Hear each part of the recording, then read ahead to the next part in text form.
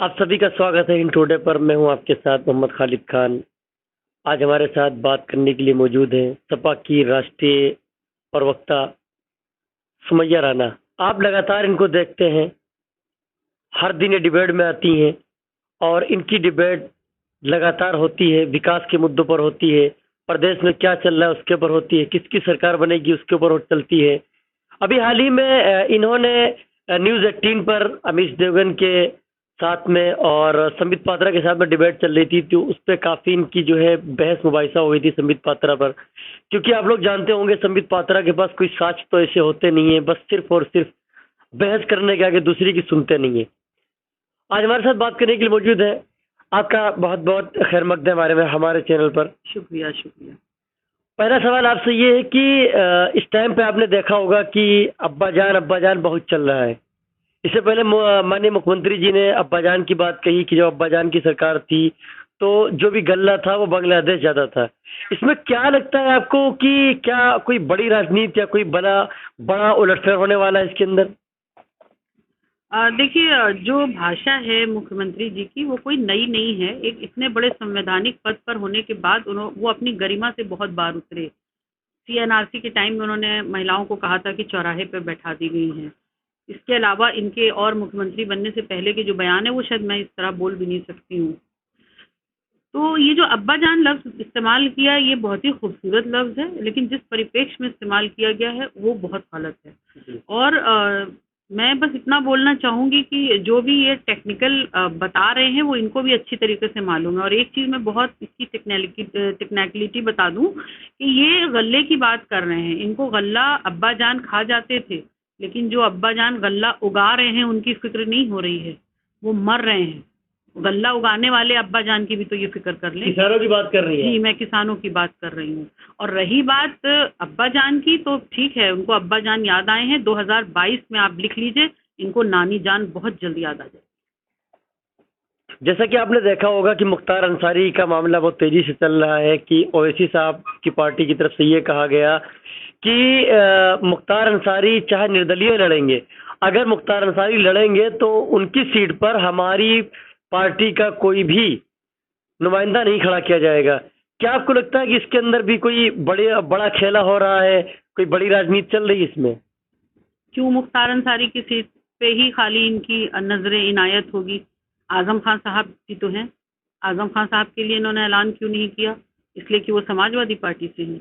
ये तो मुसलमानों के इत्तेहाद की बात करने वाली पार्टी है। इन्होंने ये क्यों नहीं कहा कि जहां जहां मुसलमान स्ट्रांग कैंडिडेट होगा हम वहां पर वोट नहीं काटने जाएंगे, हम ऐसी जगहों से चुनाव लड़ेंगे जहां पर हमारी जीतने की ज्यादा चांसेस होंगे? तो इसका मतलब मंशा साफ है कि जिस मिशन के लिए इनको उत्तर प्रदेश में उतारा गया है, उसी मिशन के तहत ये काम कर रहे हैं। इनको किसी मुख्तार अंसारी से, किसी अतीक चकिया से, किसी आजम खान से या किसी सुमैया राणा से कोई हमदर्दी नहीं है।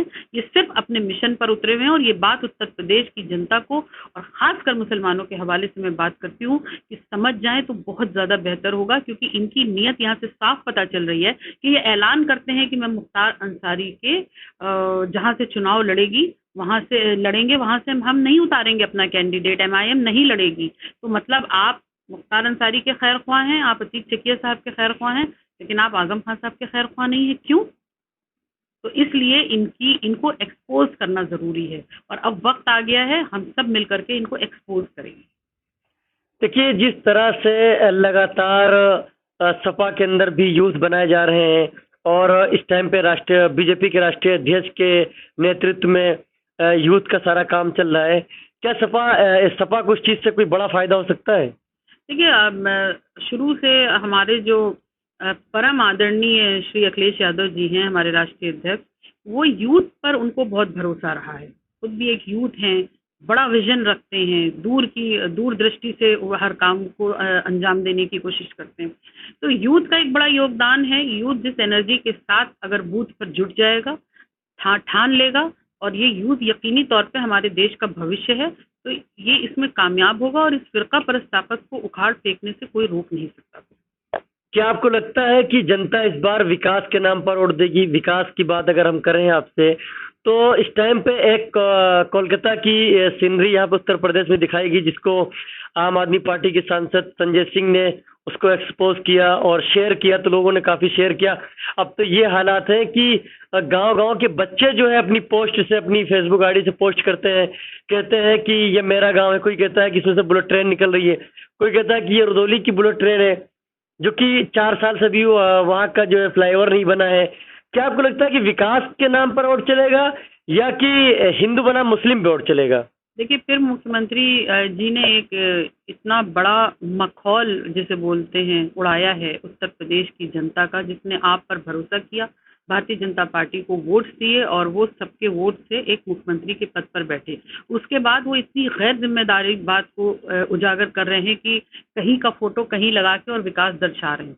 लेकिन अच्छी बात यह है कि ये बात पूरे उत्तर प्रदेश के कोने-कोने से देखने को मिल रही है कि वो कैसे इनके मजाक को कितना सीरियसली ले रहे हैं और उसको बता रहे हैं लोगों को कि देखिए ये है असलियत हमारे मुख्यमंत्री जी की भी और भारतीय जनता पार्टी की भी, और यही मखौल इनके लिए मखौल बन जाएगा 2022। अभी मैं आपको बता दें कि धरना प्रदर्शन चल रहा है। आखिरी सवाल आपसे, धरना प्रदर्शन चल रहा है 69,000 शिक्षक भर्ती का, आपने सुना भी होगा, देखा भी होगा। ओबीसी आरक्षण का मामला चल रहा है, दरोगा भर्ती का मामला चल रहा है 2016 से। अगर बच्चे मिलने जाते हैं डिप्टी सीएम से या सीएम से तो कहते हैं जेल जाना है क्या, इस तरह की भाषा का यूज करते हैं। तो क्या आपको लगता है कि ये लोग विकास नहीं करते हैं और बस इसी तरह की बातें करके, अभी आज लगभग 82 दिन हो गए हैं धरना प्रदर्शन के और बच्चे एकदम नर्वस हो चुके हैं। क्या आपको लगता है कि मतलब जो है सरकार को इन बच्चों की बात को सुनना चाहिए और जल्द से जल्द संज्ञान लेना चाहिए? बिल्कुल, देखिए, जिस तरीके से इन्होंने 70 लाख नई नौकरियों का वादा किया था अपने संकल्प पत्र में, अगर थोड़ा सा आपके पास वक्त हो तो ये संकल्प पत्र मैं अपने पास रखती हूँ। इन्होंने ये कुछ वादे किए थे, ये बीजेपी का संकल्प पत्र है। इन्होंने इसमें से कोई भी एक वादा पूरा नहीं किया है और उस पर से जब जो बेरोजगार लोग हैं, जो आप कोरोना पीरियड के बाद से अगर देखें तो बेरोजगारी के ग्राफ बढ़ा है बहुत ज़्यादा। उसके बाद भी कुछ लोग जो चाह रहे हैं कि नौकरी लग जाए और उनको रोजगार मिल जाए, उनके साथ इस तरीके से उनको धमकाना, ये सिर्फ तानाशाही की अलामत है। और ये बात उन लोगों को जो नौकरी लेने के लिए जा रहे हैं, जो बेरोजगार हैं, उनको नहीं समझनी होगी। खाली उनके साथ साथ ये सारी चीजें आम जनता को, हमको, आपको, हम सबको समझनी होगी और उनके दर्द को अपना दर्द समझना होगा और उस दर्द को समझने के बाद हमें वोट करना होगा। जब हम दूसरे के दर्द को समझकर वोट करेंगे तो निश्चित तौर पर बीजेपी गवर्नमेंट यहाँ से जाना तय है। तो ये हमारी, आपकी, सबकी साझा जिम्मेदारी है। धरना देने वाले बच्चे तो कह रहे हैं कि 22 में बता देंगे कि हम क्या हैं। बिल्कुल, वो बता देंगे क्योंकि वो उस चीज को भुगत रहे हैं। जो वक्त लाठियां भी चली, डंडे भी चले, हाथ भी टूटे हैं बच्चों के। देखिए, इन्होंने यूएपीए का गलत इस्तेमाल किया, इन्होंने तमाम ऐसे मुकदमे, जो अपना हक मांगने के लिए निकला उस पर मुकदमे किए, उसके बाद देशद्रोही ठहराया, लोगों को क्या क्या नहीं बोला। और आज जो स्टूडेंट्स हैं, जो देश का भविष्य है, जो युवक है, वो आपसे मांगने जा रहा है नौकरी तो आप उस पर भी डंडे बरसा रहे हैं। इसका मतलब साफ है कि आपकी हिटलर शाही पूरे चरम पर है। और लेकिन कोई चीज़, जो भी चीज़ जो है वो अपने ऊंचाई पर पहुंच जाती है तो फिर उसका जवाल तय होता है। अब इनका जवाल तय है और 2022 में वो सारा जवाल देखने को मिलता है।